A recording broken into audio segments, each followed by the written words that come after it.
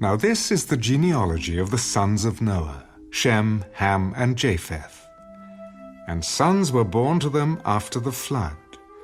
The sons of Japheth were Gomer, Magog, Madai, Javan, Tubal, Meshech, and Tyrus. The sons of Gomer were Ashkenaz, Riphath, and Togarmah. The sons of Javan were Elisha, Tarshish, Kittim, and Dodanim. From these, the coastland peoples of the Gentiles were separated into their lands, everyone according to his language, according to their families, into their nations.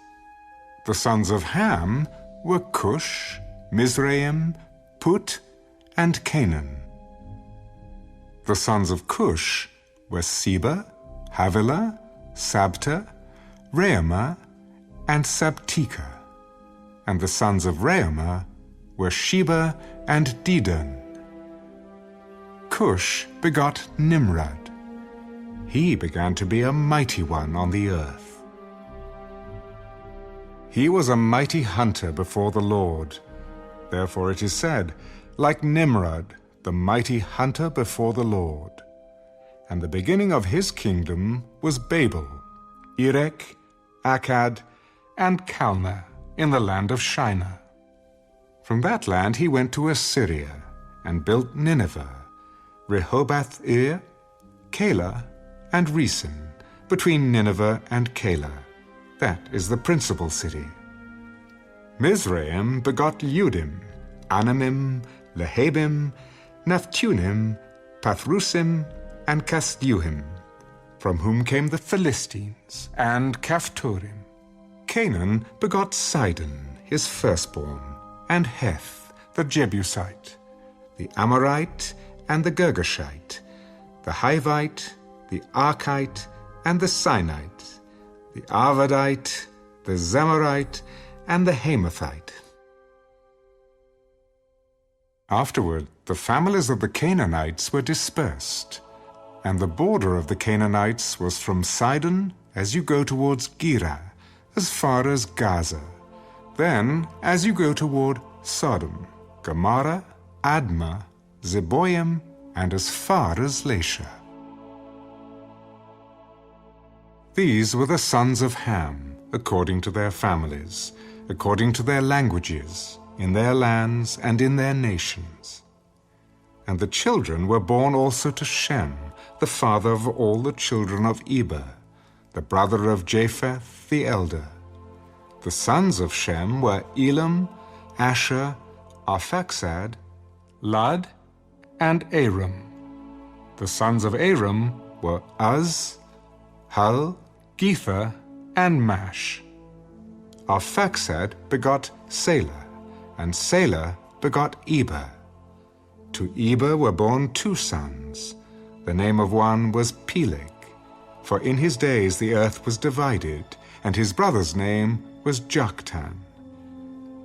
Joktan begat Almodad, Sheleph, Hazarmaveth, Jerah, Hadoram, Uzal, Diklah, Obal, Abimael, Sheba, Ophir, Havilah, and Jobab.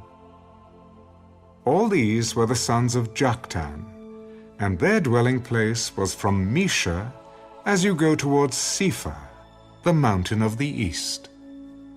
These were the sons of Shem, according to their families, according to their languages, in their lands, according to their nations. These were the families of the sons of Noah, according to their generations, in their nations, and from these the nations were divided on the earth after the flood.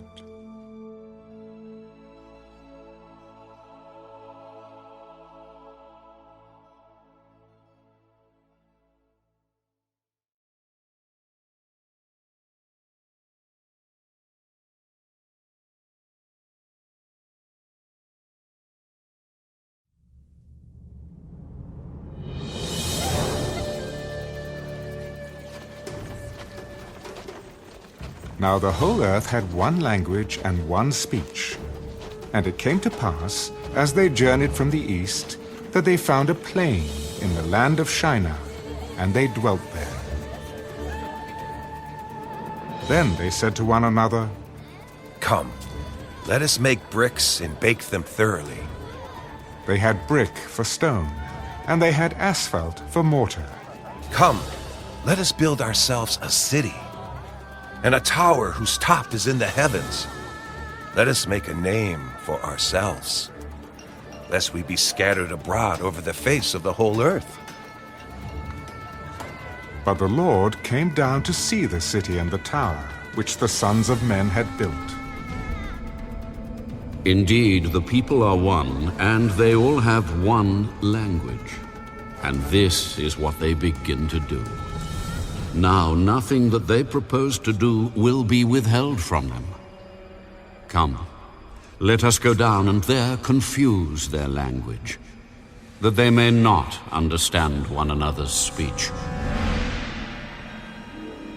So the Lord scattered them abroad from there over the face of all the earth, and they ceased building the city.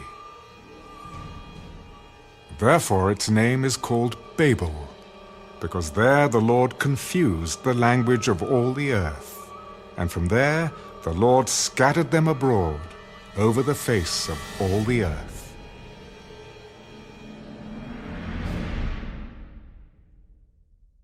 This is the genealogy of Shem. Shem was 100 years old and begot Arphaxad 2 years after the flood. After he begot Arphaxad, Shem lived 500 years and begot sons and daughters. Arphaxad lived 35 years and begot Salah. After he begot Salah, Arphaxad lived 403 years and begot sons and daughters.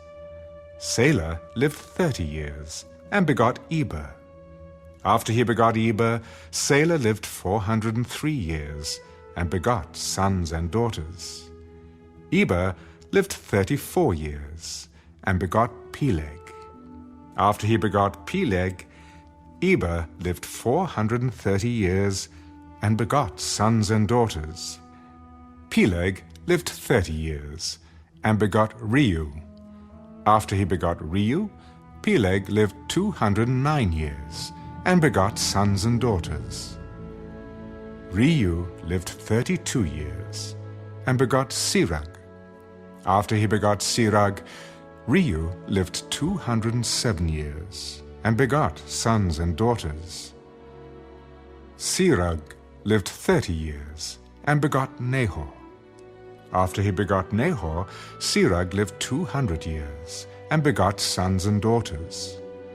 Nahor lived 29 years and begot Terah. After he begot Terah, Nahor lived 119 years and begot sons and daughters. Now Terah lived 70 years and begot Abram, Nahor, and Haran. This is the genealogy of Terah. Terah begot Abram, Nahor, and Haran. Haran begot Lot, and Haran died before his father, Terah, in his native land, in Ur of the Chaldeans. Then Abram and Nahor took wives. The name of Abram's wife was Sarai, and the name of Nahor's wife, Milcah, the daughter of Haran, the father of Milcah, and the father of Iscah. But Sarai was barren. She had no child. And Terah took his son Abram and his grandson Lot, the son of Haran, and his daughter-in-law, Sarai, his son Abram's wife, and they went out with them from Ur of the Chaldeans to go to the land of Canaan. And they came to Haran and dwelt there. So the days of Terah were 205 years, and Terah died in Haran.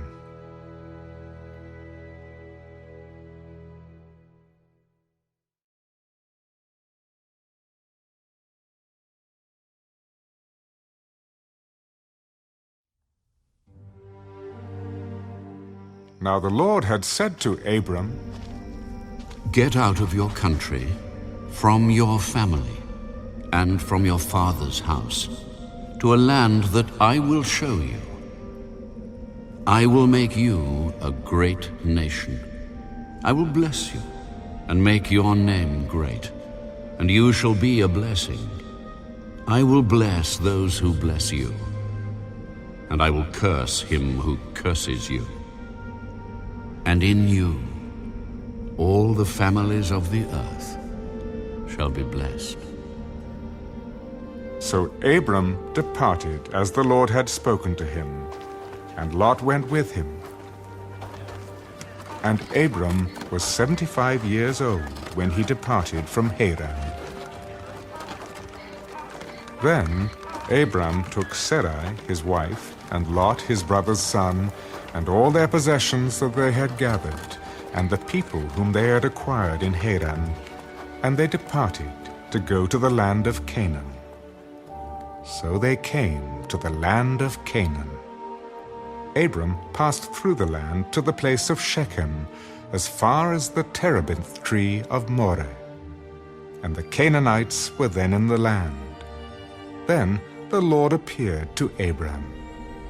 To your descendants I will give this land.